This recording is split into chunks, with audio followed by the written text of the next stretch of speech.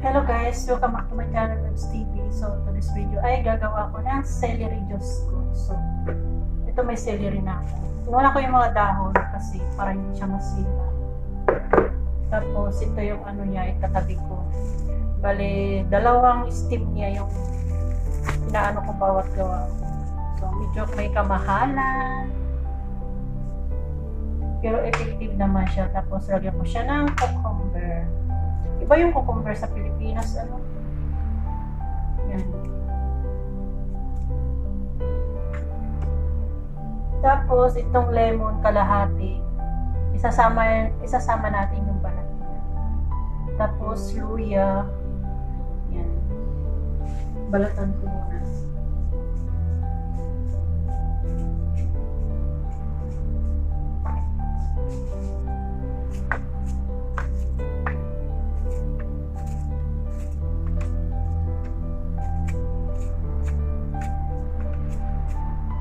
Papakita ko sa inyo kung paano gumawa. Ito kasi yung nakapagpagaling sa paa ko. 100% to 100% guys, effective ito. Kasi namumroblema ako nung sa paa ko, yung talampakan ko ba. Kung paano siya. Ang sakit, pag iapak mo, hindi ako makatayo agad dahil parang may karayom na tumutusok-tusok.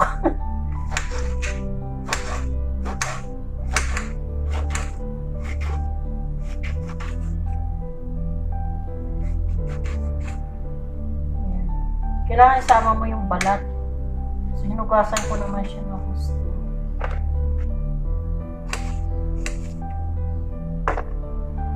Kasi lang natin yung buto.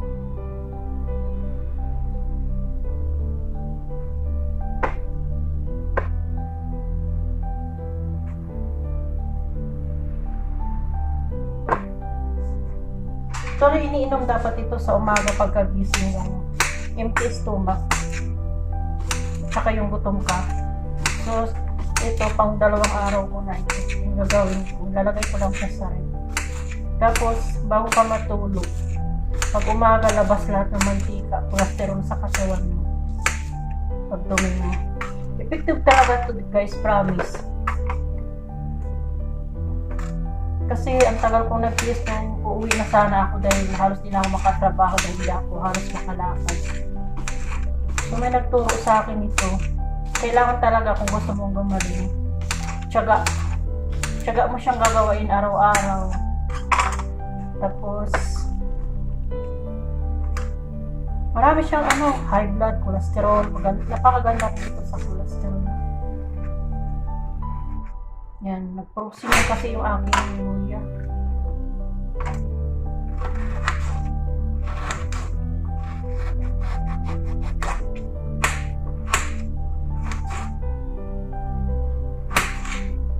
Kasi pag nag-blender sila kasama pati ay buo-buo na nilalagay sa blender. Tapos meron akong 2 apple. Tapos ito lang yung ilalagay ko siya, yung pure pineapple juice binili ko. Medyo mahal din siya.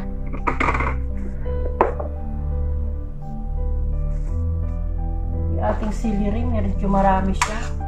Mas maganda kasi lamang yung celery mo. Siguro tumas akong straight na ganito siya araw-araw. Umaga't gabi, tanghali, inom ako. Awa.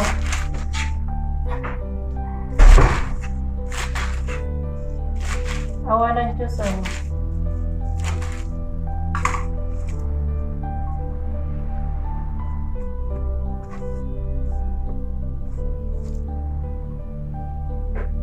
Pumasok pala yung alaga ko, hindi ko nakita. Nakikita niya ako nag-vlog. Awa ng Diyos, gumaling yung aking paa. 4 years ago or 5 years ago na yun. Hanggang ngayon, hindi na bumalik yung sakit ng paa ko. Ito lang instead na bumili ka ng kasi nagpa-check up ako.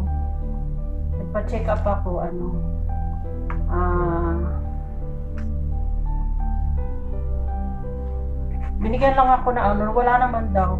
Parang goat lang talaga siya. So, binigyan lang ako ng pain reliever. Ay, ayaw ko naman. Kasi di ba yung pain reliever ang binibiktima niyan yung ating mga internal organ, lalo na yung kidney. So napakaganda talaga nito. Sobrang effective nito.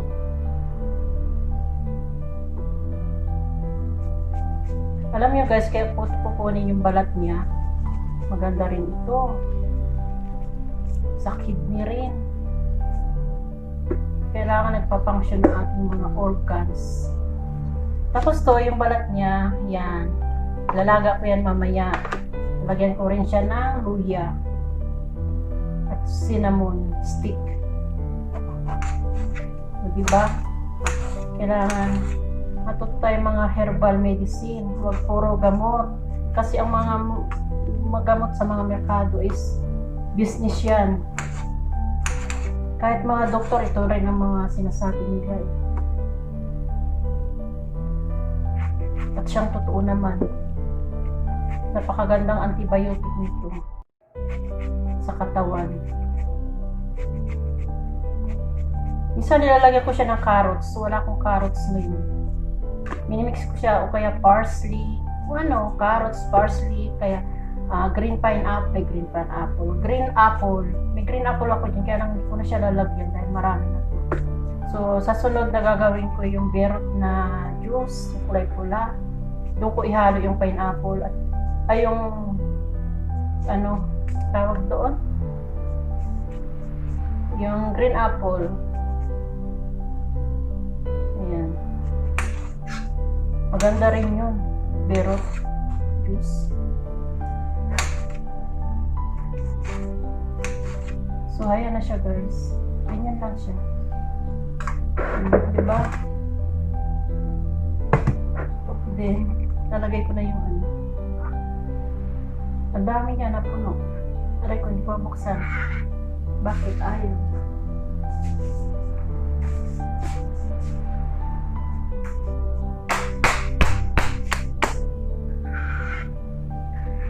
Uy, ang tigas!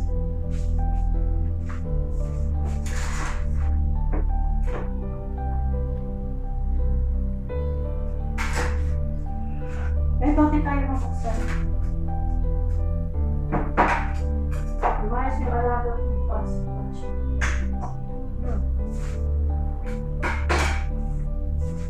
Ayan. Ito lang ang niya, tubig niya. Ay, natapos. Ito mamaya ilalaga ko siya.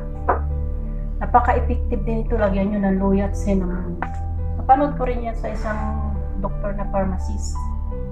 Doktor na yun pero siya rin ang sino pangalan niya? Sa FB. Ayan. Tapos ito, next day.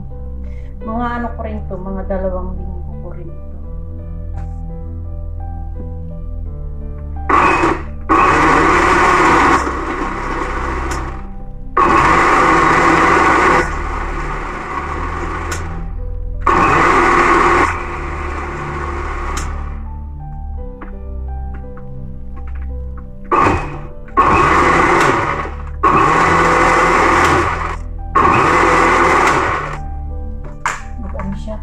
Dami kasi.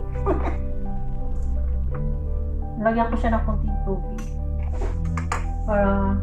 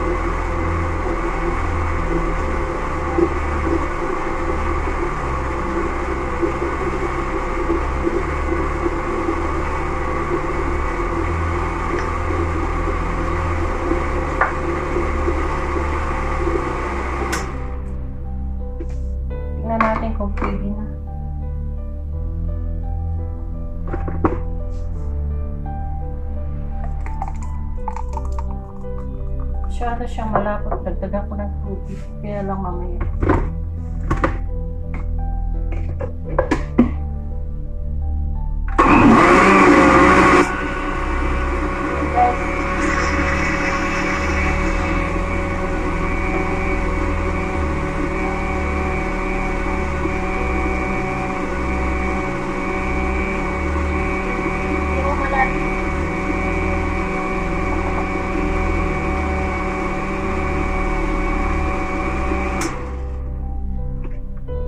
Hindi mo malalasahan yung celery kasi at saka walang amoy yan kasi anong tawag doon. Tapos ito itatabi ko na siya para mamaya kung gabi at saka bukas na umaga at bukas ng gabi. Mga 4 na inuman ko pa ito. Nakadalawang baso ako ngayon. Sobrang effective niya, promise. Maganda siyang inumin talaga sa umaga yung pagkagising mo. Pero siyempre, inom ka muna ng hot water. Hindi naman hot water, yung warm.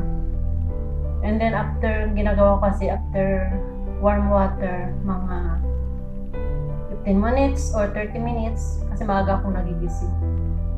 Yung bago ako iinom nito. Then, huwag kang kakain kaagad kasi useless. Pero kung gusto mo talaga ng diet, ito lang ang pagkain mo everyday. Mabilis siya. Pero siyempre, nagtatrabaho tayo. Kailangan natin kumain. Diba? Kailangan may lakas yung katawan natin. So, kaya ginagawa ko, minsan pag nagugutom ako, ito muna. And then after 30 minutes or 1 hour or 2 hours, kung kailan ako magutom bago ko makakain. Umpisahan ko na naman ang diet kasi lumalapad na naman ang inyong tumulo yung laway ko. Nakita ko ng alaga ko Paris. Nilinis pa ako sa kwarto nila. Nakita akong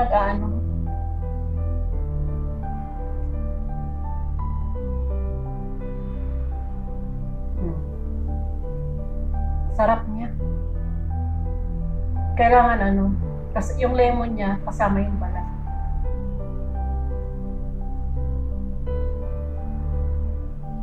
Masarap siya kung may carrots.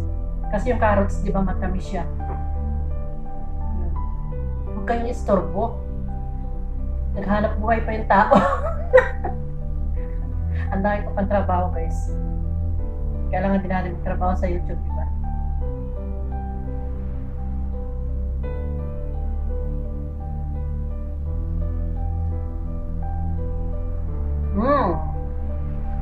Ubus ko siya, so isasalin ko lang ito. Hindi ko alam kung saan ko siya isalin.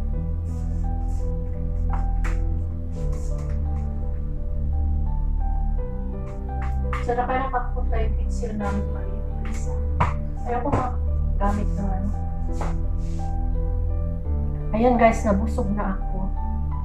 Tapos ito, mahal siya. $13 ito.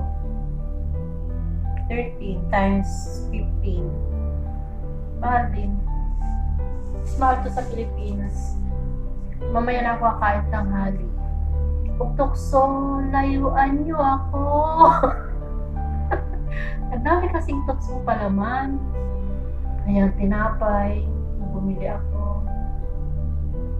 Diba? Titiisin ko kayo. Magda-diet ako ulit.